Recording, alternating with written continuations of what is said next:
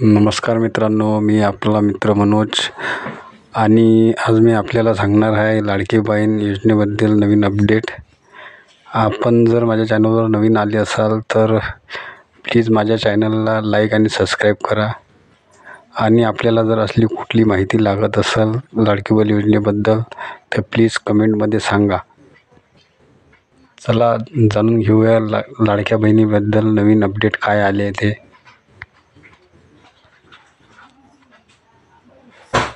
नावाचं त्याच्यामध्ये कोट करण्यात आलेला आहे. मी खरं तर सकाळी वाचल्यानंतर मलाही आश्चर्य झालं, कारण जी इंटरव्ह्यू मी कधी दिलीच नाही आणि जो संवाद कधी अशा पद्धतीनं औपचारिक झालाच नाही, त्याच्यामध्ये अशा पद्धतीनं एका वर्तमानपत्राने ती चुकीची बातमी दिलेली आहे. लाडकी बहीण योजना अतिशय बारकाईनं आम्ही राबवलेली आहे. साधारणपणे 2,40,00,000 पेक्षा अधिक महिलांपर्यंत आज या योजनेचा लाभ पोहोचत आहे.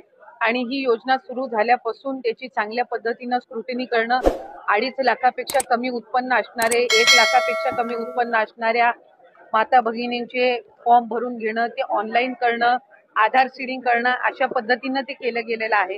त्याच्यामुळे कुठेही स्क्रुटिनी ही 2.5 कोटी महिलांची किंवा लाभार्थ्यांची होणं हे शक्यही नाहीये आणि ते करणंही नाहीये, कारण आज त्या महिला 5 महिन्यापासून लाभ घेत आहेत. एक आणि दुसरी गोष्ट म्हणजे कोणाची जर तक्रार त्या संदर्भामध्ये पुढं मागं कधीही, म्हणजे आज मी आमदार म्हणून आपल्या सर्वांसोबत संवाद साधत आहे, मंत्री म्हणून मी त्या विभागाचं काम केलेलं आहे, पुढं मागं कधीही त्या संदर्भातली कुठली स्पेसिफिक तक्रार जर आली तर त्या संदर्भातला जो काही तेवढ्या पुरतची स्क्रुटिनी करण्याचा, म्हणजे उदाहरणार्थ एखाद्या XYZ जिल्ह्यातल्या 100 लाभार्थ्यांबद्दल जर तक्रार झाली तर त्या 100 लाभार्थ्यांपुरतची चौकशी करायची किंवा नाही हा सुद्धा, किंवा स्क्रुटिनी करायची किंवा नाही हा सुद्धा निर्णय हा शासन जर तशा पद्धतीचं कधी काही घडलं किंवा आलं तर त्या संदर्भामध्ये घेण्यात येईल. कुठेही स्क्रुटिनीचा विषय येत नाही. लाभार्थ्यांना त्यांच्या जो काही लाभाचं वाटप आहे किंवा डीबीटी आहे हे ज्या वेळेला राज्याचे मुख्यमंत्री देवेंद्रजी फडणवीस साहेब, उपमुख्यमंत्री एकनाथजी शिंदे साहेब आणि उपमुख्यमंत्री अजितदादा यांच्या मंत्रिमंडळामध्ये किंवा मीटिंगमध्ये ज्या वेळेला तशा पद्धतीच्या सूचना दिल्या जातील त्या पद्धतीनं पुढचं डीबीटी हे निश्चितपणाने होईल.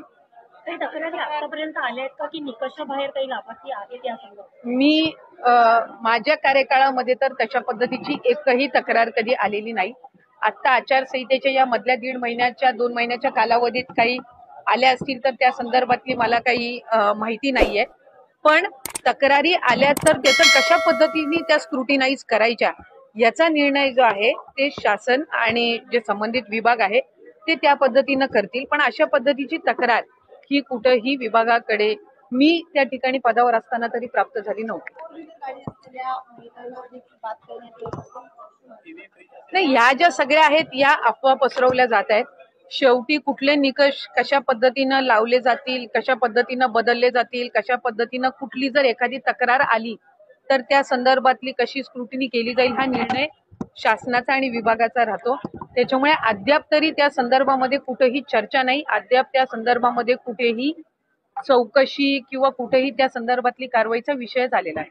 एका घराच्या 2 बायकांना फक्त लाभ मिळू शकतो अशा संदर्भातला नियमही नाहीये. आपण जर GR मध्ये बघितलं तर 2.5 लाखापेक्षा कमी उत्पन्न असणारे, रेशन कार्ड त्यांचं पिवळं किंवा केशरी किंवा उत्पन्नाचा दाखला असणारे, अशी सगळी स्क्रुटिनी होऊन आम्ही सुरुवातीपासून एक गोष्ट म्हणत आलो की 2.5 कोटीपर्यंत लाभार्थी हे मॅक्सिमम असू शकतात. आणि त्या पद्धतीनं जर आपण बघितलं तर रजिस्ट्रेशन मध्ये सुद्धा आम्ही शेवटचं डीबीटी 9 ऑक्टोबरला ज्यावेळेला केलं त्यावेळेला 2,34,00,000 महिलांना आम्ही डीबीटी केलेलं होतं. म्हणजे साधारणपणे त्या आकड्याच्या आपण जवळपास आहोत.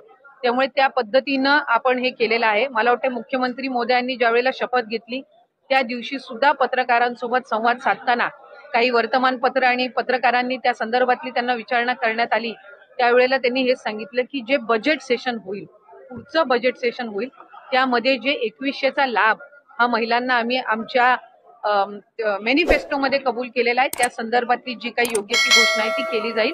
आता 1500चा लाभ आहे आणि जे लाभार्थी आहेत जे व्हेरीफाईड झालेले आहेत, ज्यांना गेल्या महिन्यांपासून लाभ मिळत आहे त्या पद्धतीनं त्यांना मिळत राहील. एकूणच या योजनेसंदर्भात विरोधक आता पुन्हा एकदा आक्रमक होताना बघायला मिळतात, टीका टिप्पणी करताना बघतायत की आता निवडणुका झाल्यात, आता या संदर्भात अनेक खरं तर नियम जे आहेत ते लागू करण्यात येतील अशा संदर्भातले आरोपही होतात. एक तर विरोधकांनी सुरुवातीपासूनच या योजनेवर टीका केली. ज्या वेळेला 28 जून रोजी ही योजना जाहीर झाली त्यावेळेला सुद्धा त्याच्यावर टीका करण्यात आली.